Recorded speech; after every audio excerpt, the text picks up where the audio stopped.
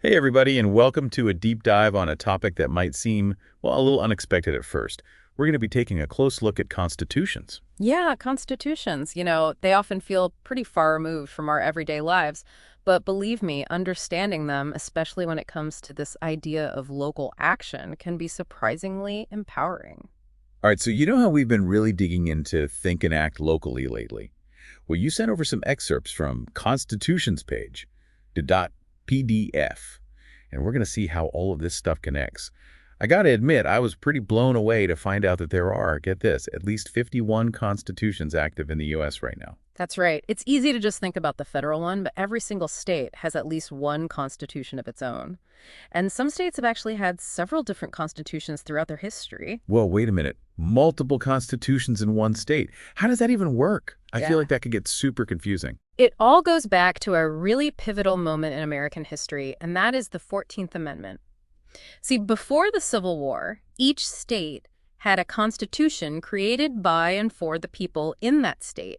But then the 14th Amendment came along, and it actually created a whole new category of the citizen of the United States. Oh, interesting. Yeah, so the states, they needed to come up with new constitutions, or at least laws that acted like constitutions, to govern these new citizens of the United States. That's why you ended up with some states having more than one constitution. So there's actually a difference between being a citizen of, say, California and a citizen of the United States. You got it. And that difference, well, it's super important when it comes to understanding your rights and how you can really engage with your local government. Depending on which class of citizen you are, different sets of rules might apply to you. It's kind of like playing for different teams. Okay, I'm starting to see how this all ties into think and act locally. Yeah. But before we go too far, let's back up a bit. What exactly is a constitution? Like, what makes it different from regular laws? Great question. Imagine this. Think of regular laws as the rules of a game, right? Yeah. Well, the Constitution is the rule book itself. It sets up the whole framework, the boundaries, and the core principles that govern how the game's played. So if the Constitution is the stage, the laws are like the actors, right? Exactly. And here's the thing. Regular laws are made by the people we elect, but constitutions, they're enacted directly by the people themselves. And they can't be changed easily, like passing a regular law. There's a specific, often pretty tough process to amend them. I never really thought about it that way. These documents, we usually think of them as being about big federal issues, but they really do have a direct impact on our lives, even at the local level. Absolutely. It's like having a secret weapon for local action. Remember what Patrick Henry said? The Constitution, it's a tool for the people to keep the government in check, not the other way around. Yeah. So when you really understand your state's constitution, you've got this power to hold your local officials accountable, make sure they're playing by the rules. Wow, that's a pretty powerful idea. So if we want to be effective when it comes to thinking and acting locally, it sounds like knowing our rights and knowing which constitution applies to U.S. is crucial. It's not just about national politics anymore. It's about understanding the whole legal framework of our community. Exactly. And a big part of that framework is how the Constitution sets up the government and divides its powers.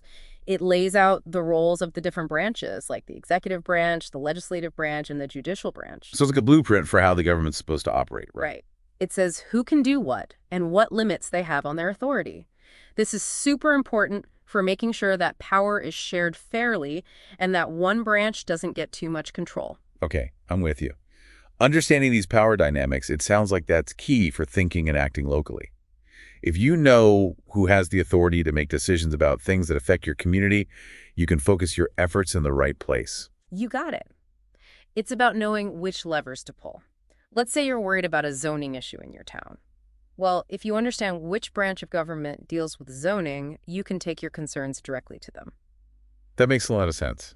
So it's not just about knowing your rights in some abstract way. It's about knowing how those rights are actually put into practice and enforced at the local level. Precisely. And remember how we talked about multiple constitutions sometimes applying within a single state? Well, that's where things can get really interesting and maybe a little complicated. Yeah, okay, this is where I start to get a little lost. How am I supposed to know which constitution even applies to ME and what rights I actually have in my own community? That's where the think and act locally mindset really kicks in. It's about being curious, doing some research on your state's history and its legal system. You want to understand how your state's constitutions have changed over time and how they might be different in what they say and how they're used. It's going to become like a constitutional detective or something. Huh. Yeah, kind of. You've got to piece together the clues to figure out which set of rules applies to your situation. And one important clue to look for is whether a part of the Constitution is self-executing. Self-executing. What does that even mean? It's actually a pretty simple idea. Imagine a self-executing provision is like a speed limit sign. It's clear, it's direct, and it's in effect right away. You don't need any extra laws or regulations to make it work. Okay, and I see. But some parts of the Constitution are more like blueprints for a building. They give you the basic outline, but you need detailed plans and construction work, in this case, that would be legislation, to actually make them a reality. So some rights are automatic, and some rights need lawmakers to create specific laws to put them into action. Exactly. Knowing the difference between those two can make a huge difference in how you understand your rights and how you advocate for them. This is also helpful. I have to be honest, though, I'm starting to feel a bit overwhelmed by all these details. How can I keep track of all these different constitutions and all the different parts of them? Hey, don't worry, you don't need to memorize every single thing. The main thing is to have a general understanding of how it all works and to know where to go to find specific information when you need it. And that's where resources like those excerpts you shared can be so valuable. So it's about having a kind of roadmap of the big picture and then knowing where to dig deeper if I need to, right? Exactly. That's the beauty of thinking and acting locally. You become an informed citizen, you can figure out which laws and constitutions matter in your community, and then you can use that knowledge to push for positive change. Wow, I feel like we're being handed the keys to unlock our potential as citizens and really make a difference where we live. That's exactly what we're talking about. Understanding constitutions, it's not just about some boring legal theory. It's about giving ourselves the power to shape the world around us. And that power, well, it becomes even more crucial when we start talking about what happens to constitutions during times of war. But that's a conversation for another time. You know, it's really interesting when you think about it. Something like a constitution, which we often associate with, big ideas and historical figures, can have such a direct impact on our day-to-day lives. Totally true. It's like those Think and Act Locally bumper stickers are suddenly taking on a whole new meaning. Exactly. And as we dig deeper into this, you'll see how connected those seemingly separate ideas really are. For instance, one area where this connection is super clear is when we look at the process of amending constitutions. Right, amending constitutions.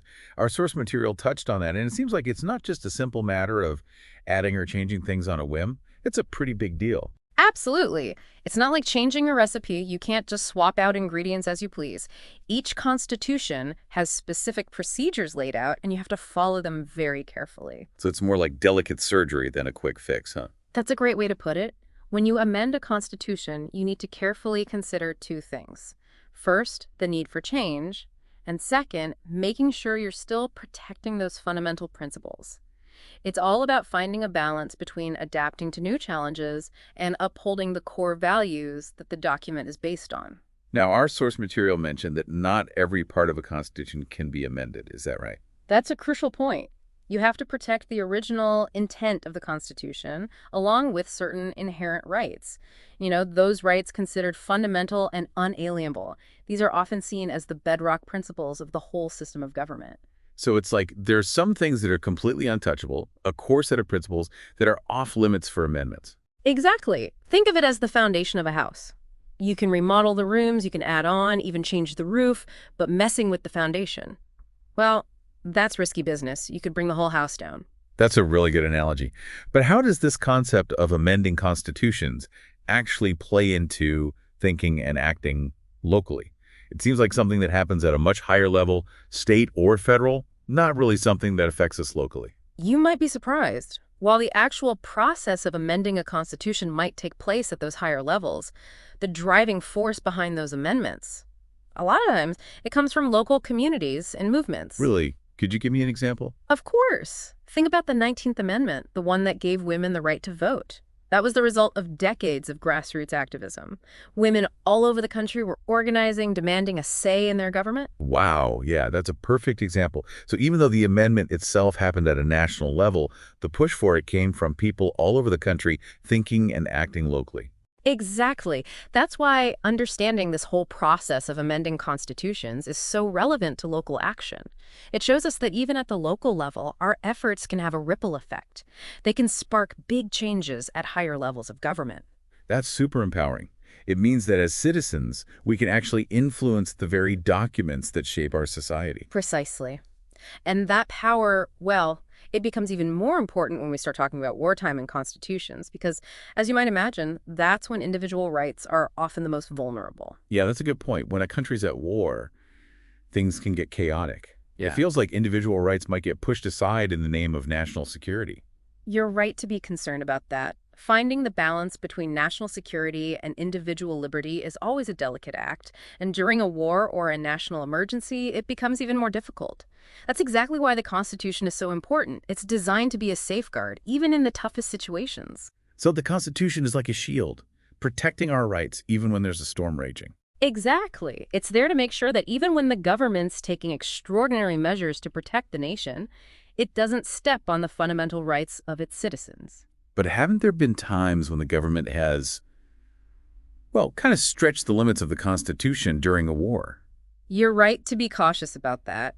While the Constitution is supposed to be the ultimate law of the land, there have definitely been times when its principles haven't been applied as perfectly as they should have been, especially when the nation's under a lot of stress. Our source material even included a quote from Thomas Jefferson warning about the potential for the government to overreach.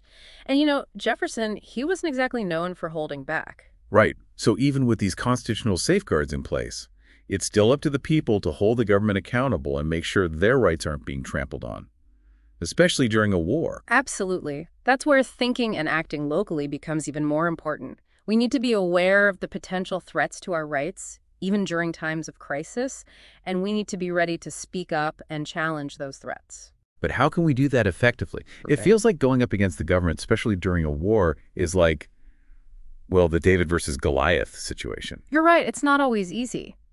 But even at the local level, there are things we can do. We can educate ourselves and our communities about our rights. We can support organizations that are fighting to protect civil liberties.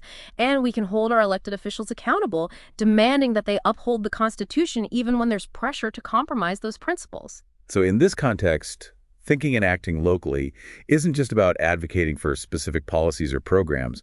It's about defending the whole framework that protects our freedom and our rights as citizens, right? Exactly. It's about recognizing that the Constitution is not just some old document gathering dust. It's a living, breathing set of principles that we need to constantly protect and actively engage with. That's a powerful idea.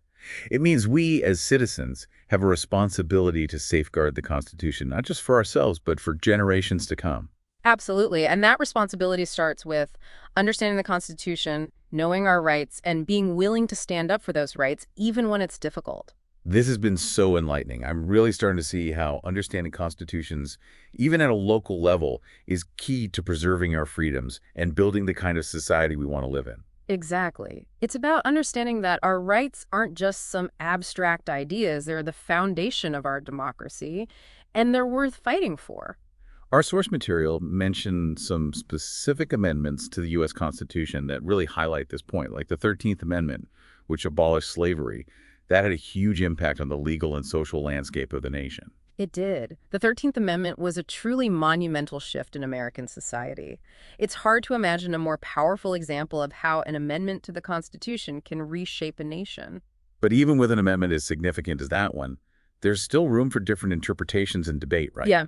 Our source material mentions something about the way the amendment is worded and how it applies to different places. You're right on the money there. The way amendments are written and how they interact with other laws and legal precedents can have a big impact on how they're put into practice. So it's not just about the general idea behind the amendment. It's also about the nitty-gritty details of the language and how those details are understood by the courts. You got it. And that's where things can get a little tricky. Different courts and even different judges within the same court might understand and apply the same part of the Constitution in different ways. Yikes, sounds like a minefield. How are everyday people like us supposed to navigate all that legal complexity? Well, resources like the ones you've shared can be incredibly helpful. They can help us understand how these amendments have been interpreted and used in various situations. So it's about doing our homework and getting insights from experts to help us grasp all the nuances of constitutional law. Precisely. And it's important to remember that the law isn't always black and white. There are often gray areas. And it's up to us as informed citizens to participate in these discussions and push for interpretations that protect our rights and our values. This whole conversation about amendments and interpretations is making me think back to something we discussed earlier, the difference between being a citizen of a state and a citizen of the United States. That's a great connection, and it becomes even more relevant when we talk about specific amendments. Yeah. For example, our source material mentioned the 15th Amendment, the one that gave African American men the right to vote. Well, that amendment applies specifically to citizens of the United States, not necessarily to citizens of a particular state. So yet again, we're seeing how this dual citizenship thing can have real consequences for our rights and how we exercise them. You got it. It really underlines how important it is to understand which category of citizenship we fall under and what rights and protections come with each one. Huh? It's like we need a special decoder ring to figure out which set of rules applies to us. It can definitely feel that way, but that's another reason why having resources like the ones you've shared is so important. They can help us sort through all these complicated details and make sense of the legal system. Okay, so we've talked about the 13th and 15th Amendments. Are there any other amendments from our source material that stand out to you in this context? Yeah, the source material also brought up the 16th Amendment, the one that created the federal income tax. It mentioned that there's a whole separate section on their website dedicated to this amendment. This is a perfect example of how even topics that might seem kind of boring, like taxes, can actually have a huge impact on our lives and our communities. It's like peeling back the layers of an onion. The more you look, the more you realize how interconnected everything is. Absolutely. That's one of the things that makes thinking and acting locally so fascinating. It's about understanding that even issues that seem far away, like constitutional amendments or federal tax policies, can actually have a direct effect on our lives and our communities. It's about seeing those connections, understanding the bigger picture, and it's about knowing that we have a role to play in shaping that picture, even at the local level. Exactly. It's about recognizing that we're not just passive bystanders. We're active participants in this ongoing experiment of democracy. And as we'll see when we explore wartime and constitutions, that active participation is crucial for protecting our freedoms and making sure our government is truly accountable to the people it's supposed to serve. It's pretty amazing when you think about how these amendments, ones that were often created because of very specific things that happened in the past, are still shaping our lives today. It really shows just how important these documents are and how understanding their historical context is key. Speaking of history, our source material also talked about a few other amendments that I found super interesting. Like, remember the 18th Amendment? The one that outlawed alcohol prohibition? Ah, prohibition. That's a great example of how constitutional change, even when it's meant for good, can sometimes have unintended consequences. It was fueled by this huge social movement trying to deal with the problems of alcohol abuse, but in the end, it led to all sorts of unexpected issues and eventually had to be repealed. Yeah, it's like that saying, the road to hell is paved with good intentions, right? Exactly. It shows how important it is to really think things through and have open debates before changing a constitution. It's not something you do lightly, and you have to weigh the potential benefits against the potential risks very carefully. Our source material also brought up the 23rd Amendment, the one that gave the District of Columbia the right to have electors in presidential elections. That's a really interesting one because it gives a certain level of political representation to a federal district, which isn't a state. It raises some interesting questions about the power balance between the federal government and the states, as well as the rights of people who live in federal territories. It seems like D.C. is in this weird constitutional gray area. It definitely is unique. And it reminds us that the U.S. Constitution is a complex document with lots of different parts, and how it's interpreted and used is constantly evolving. The source material also briefly mentioned a few other amendments that expanded voting rights, like the 19th, which gave women the right to vote, the 24th, which got rid of poll taxes, and the 26th, which lowered the voting age to 18. Those amendments mark some major milestones in the journey of American democracy. They show the constant struggle to make sure all citizens have an equal say in their government. It's inspiring to see how those changes helped make our democracy more inclusive and representative, more about everyone having a voice. Absolutely. And it's a reminder that the fight for equality and justice never really ends. We've got to be vigilant, protecting these hard-won rights and making sure everyone has equal access to the ballot box. Okay, we've talked a lot about specific amendments, but our source material also got into something I think is especially important right now: the role of the Constitution during times of war or national emergencies. That's a really crucial topic. Throughout history, people have debated how a constitution should function when things get really tough, and that question's still relevant today. Because, let's be real, when a country's facing a major threat, things can get really tense. And trying to keep that balance between national security and individual liberty, well, that can get really tricky. You're absolutely right. And our source material highlighted some really interesting legal arguments about this very issue, like whether some parts of the Constitution can actually be suspended during wartime. I remember that. It mentioned habeas corpus and how that's the only right specifically mentioned in the Constitution as something that can be suspended during war. But to be honest, I'm not entirely sure what habeas corpus even means. It sounds a bit intimidating, right? But it's actually a pretty simple idea. Basically, habeas corpus means you can't be thrown in jail without being brought before a judge and formally charged with a crime. It's a fundamental protection against being detained for no reason.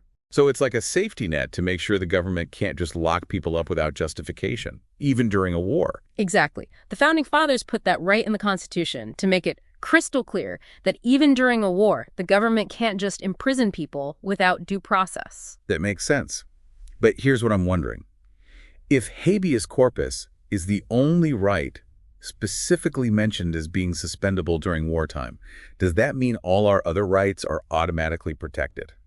That's the million-dollar question, and legal scholars have been arguing about it for centuries. The Constitution doesn't come right out and say other rights can't be suspended during wartime, so there's a lot of room for different interpretations. So it's kind of a gray area then. You got it. And that's where things can get complicated. Throughout history, we've seen cases where the government claimed that national security justified limiting certain rights, even if those rights weren't specifically listed in the Constitution as suspendable. Oh, I see. Can you give me an example of that? Sure. Think about World War I and the restrictions placed on free speech back then.